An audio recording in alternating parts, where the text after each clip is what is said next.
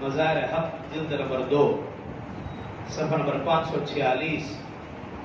اور بھی کچھ احادیث میں یہ روایت درج ہے. قال نبی صلی اللہ علیہ وسلم ان اللہ اختارنی واختارنی اصحابا واسحارا وسيأتي قوم يسبونهم فلا تجالسوهم ولا تشاربوهم ولا تواكلوهم ولا تناكحوهم.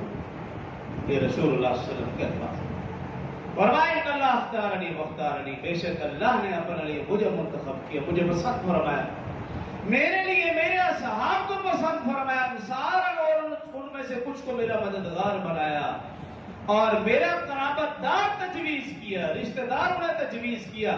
بس یاتی قوم یسبونہم، فرمایا ان قریب ایک ایسی قوم آئے گی جو میرے اصحاب کو برا بھلا کہے گی.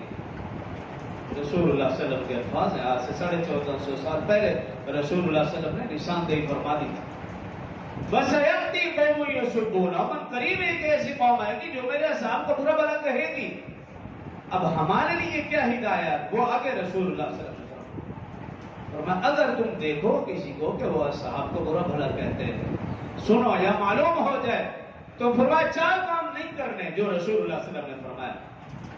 پہلی بات فرمائی فلا تجالسوہم، ان کی مجلس میں نہیں بیٹھنا.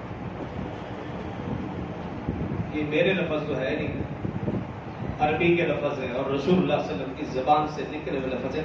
فلا تجالسوہم، ان کی مجلس میں نہیں جانا، نہیں بیٹھنا.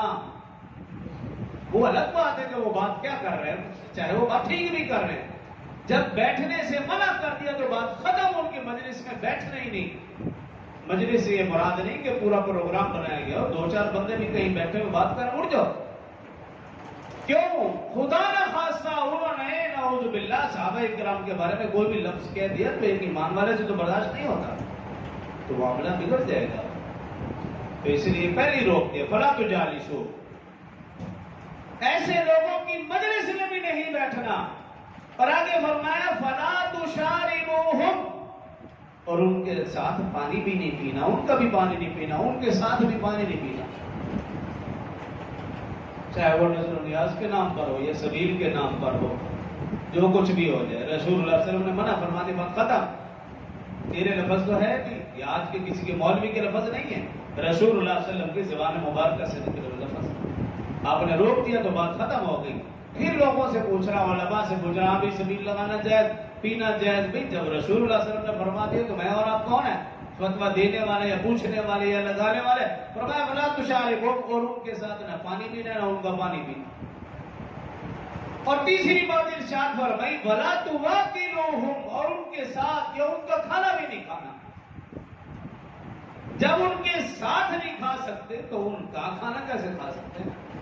بعض لوگ حدیث میں کہتے ہیں کہ ان کے ساتھ کھانے سے منع کیا گیا. بھائی تو ان کا کھانا کون سے جائے گا؟ جب ساتھ نہیں کھا سکتے تو ان کی کبئی کا کھایا ہوا کیسے کھا سکتے ہیں؟ تو ولا تواکلوہم، یہ رسول اللہ صلی اللہ علیہ وسلم روک رہے، میں نہیں روکتا.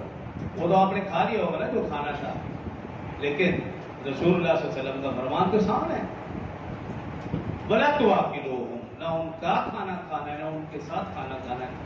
اور جو چوتھی بات ارشاد فرمائی ولا تناکحوہم، نکاح شادی بیاہ بھی ان کے ساتھ نہیں،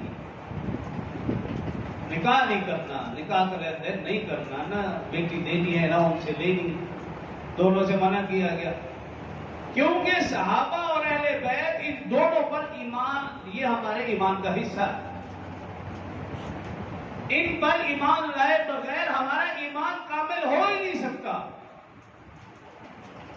تو رسول اللہ صلی اللہ علیہ وسلم نے جو فرما دیا وہ بات حرف آخر ہے. تو اس لیے اگر آپ دیکھو کسی شخص کو یا کسی شخص کے متعلق سنو، ان 4 کاموں سے اپنے آپ کو بچانا ہے اور اپنے گھر والے تک بھی پیغام پہنچانا ہے اور اپنے دوستوں کو بھی یہ بات کرنی ہے. لیکن رسول اللہ صلی اللہ علیہ وسلم کا حوالہ دے کر، ان کی بات کا حوالہ دے کر میرا حوالہ نہیں دینا.